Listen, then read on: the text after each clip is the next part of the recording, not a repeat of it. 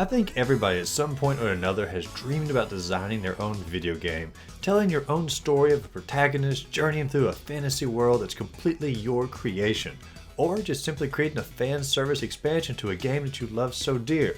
Everyone has imagined it. However, programming a game is hard and takes a lot of technical know-how, so every now and again a game creator program will pop up for people who have no programming experience. I know growing up, this was RPG Maker on the PC, which I loved. I started so many games on there. I never finished one because I'd always think of other stories I wanted to tell more, but I loved the game creation process nonetheless. The RPG Maker series continues even to this day to help bring players' dreams to life. Last year we also saw the release of Dreams on the PS4, and it also opened the door for players around the world to bring their game ideas to life with no programming knowledge. Well, this year, Nintendo has also decided to try their hand at the game creation software and released Gamebuilder Garage. But how does it shape up compared to what's already on the market for game creator software with no programming knowledge? So today, let's dive in and test out Gamebuilder Garage for the Nintendo Switch.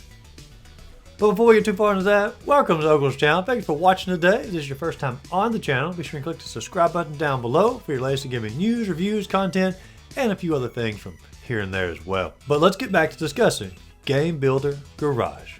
Gamebuilder Garage begins with a helper named Bob presenting you with a game that you cannot jump in due to a programming error. As frustrated as you are, you just simply can't jump. You are then instructed to go into the game's code to learn how to fix this problem. Here you meet what are called nodens, and they are basically the code of the game turned into fun, easy to use characters. You then find a button noden that's in charge of jumping, connect it to your person noden, and now your person has the ability to jump in the game and you've completed the basic intro. This is short and it's a fun way of teaching you a very basic coding principle. Show the problem and then help you learn how to fix the problem. This will become a staple of how this game teaches you how to code throughout your entire experience. From here though, you have two modes to choose from: interactive lessons where you can continue to learn how to build or code different types of games, and free programming where you build your own game completely from scratch with no instruction and can also play other people's creations as well. It'd be difficult to just jump straight into building the game on your own, so interactive lessons are basically a necessity for anyone wanting to create a game. When you load up interactive lessons, you are shown 7 different types of games that are going to teach you how to program. Each lesson takes about an hour, with the 3D lesson taking about an hour and a half. In each of these lessons, they start you with the bare basics and a small programming error to solve, and instruct you literally one step at a time on how to solve the error. Generally, once the error is solved, a new error arises. For example, they teach you how to create a character within the game, but once you do that and test the game out, he just simply falls off the screen. Then, they teach you how to solve that problem by creating a block underneath that character to stand on. You test it out, but then the block just falls off the screen with the character shortly behind. Then once you see that issue, they teach you how to keep a block from falling and how to program it to stay in one place. Eventually, through all the fixing of problems, you'll have a full-blown game to work with. Now, all the programming is done with the various nodens, and each one has its own personality traits to separate its ability from the other nodens. The nodens control everything in the game, like constructing walls, interval patterns for falling objects, how to jump, what happens when you get hit, how to reset the game, and so much more. It's almost like learning to solve the problems in code with the nodens as a game in and of itself, which is a cool way of doing it. The coding board, which houses all of the nodens that you get more and more familiar with, is very easy to use, has plenty of space to work with, and presents you with a ton of pre-made options. The first game you build is a game of tag, and once you've completed it, you can then play the game with a friend. Now, all the tutorial games you construct are fairly simple, but they're at least fun for a little while to mess around with. It's actually almost more fun just solving the problems and building the game itself with the help of the nodens and Bob and so forth. After you've completed an interactive lesson, you must then complete a series of problems related to that lesson that you just finished. These problems don't offer any assistance, and you must go into the coding, modify the nodens as necessary to fix the issue to make the game play correctly. It's like learning how to code is made into a fun game on its own by solving these puzzle challenges.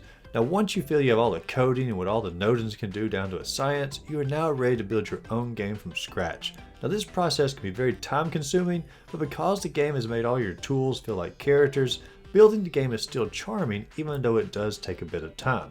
Also, a side note, the background music sometimes sounds literally exactly the same as Jolly Roger Bay theme from Mario 64, which just adds to how relaxing the construction process can be.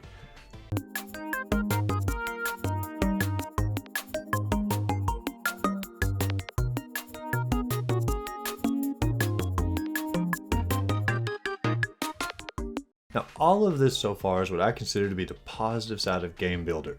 Great tutorials, great interactive characters, great way to make building a game fun, but it definitely has its drawbacks. First off, while the game creator has a lot of freedom on it, you are pretty much bound by all their preset options for character models, level decorations, and imagery for your games.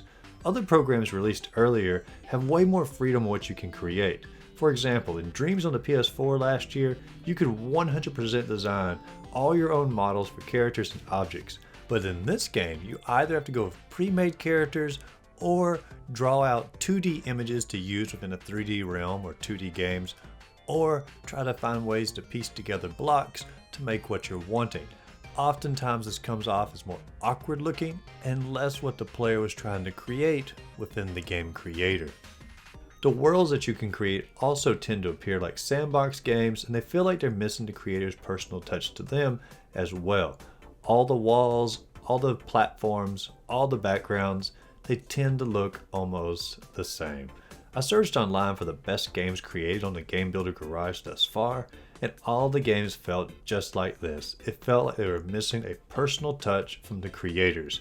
The same character in nearly all of the games, with the level scenery all feeling muted and nearly the same.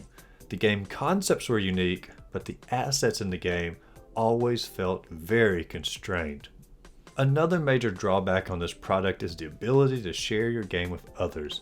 Notice I said earlier, I searched online for the best games so far.